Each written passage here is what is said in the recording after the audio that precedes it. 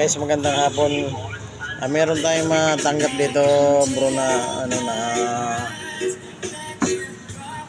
mga bro, meron tayong tanggap dito na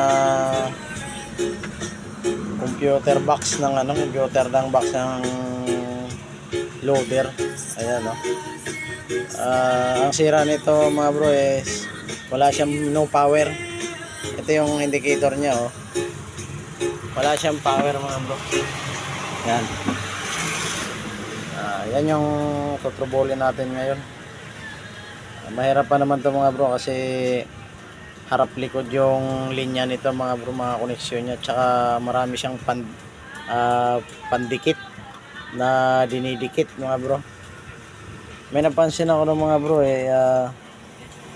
sunog yung resistor niya, pero nung tinanggal ko, buo naman, ang itim lang siya, mga bro. Yan. Yan sa mga bro, ganyan yung tsura niyan. Kaso iniwan ng mayari, mga bro. Hindi, wala kasi ako dito nung iniwan. Hindi alam, sinabi kung saan yung supply nito, positive, negative, yung B plus nito, mga bro. Kasi alam ko, mga bro, 12 volts yata to, 24 volts. Tapos ito pa yung isa, mga bro. Yan, bali dalawa yan, mga bro, paggawa. Yan, ito yung isa, o yan. Ang naging problema naman ito, mga bro, wala siyang walang ground. Yung negative niya nawawala, kaya chinik ko yung ilalim, mga bro. Ayun, kung nakita nyo yan, ayun yun. Yan yung parang mylar na kulay brown, mga bro. Kasi ang ilalim niya, mga bro, may yung isa nito, yan, ito, mga bro, yan yung nakalinya papunta dito sa positive niya, hanggang dito yan, mga bro, dito.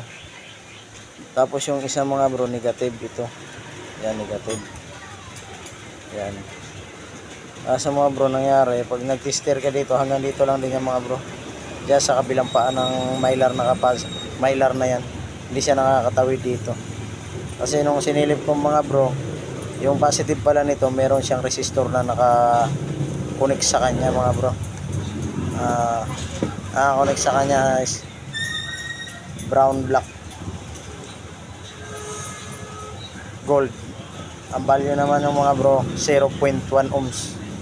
So para siyang fuse, parang fuseable lang siya. Kaya yung kabilaan, pero pag tinister ko sa kabila dito, galing doon sa negative, walang ground, hindi siya nakatawid. Kaya nilagyan natin ng mylar ng mga bro.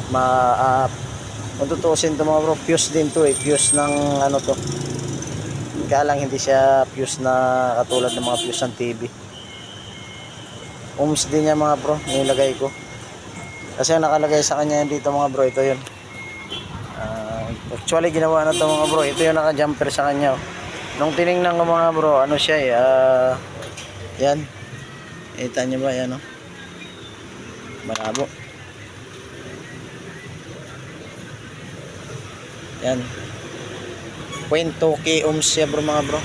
1.2 k ohms ang nakalagay sa kanya. Kaya tinry natin lagyan ng ito. Yan yung na yan. Ipatitesting na lang natin yan sa mekaniko natin, mga bro, para malaman natin kung talagang okay yung ginawa natin. Kasi dito sa atin, mga bro, hindi natin matitesting yan at wala naman dito sa ating unit. Baga aparato niya lang dinala niya sa atin. Tapos ito pa isa, mga bro, tinister ko to, mga bro, chinik ko, okay naman lahat. Kasi meron siyang diode dito, mga bro. Ayan, ay yung diode, mga bro. Yan. Hindi kita. Yan yung diode na yun, mga bro. Shortage yan, pumapalo kabila. Hindi ko alam kung talagang ganun ang koneksyon yan. Kaso blackout siya, kaya papalit muna tayo nito.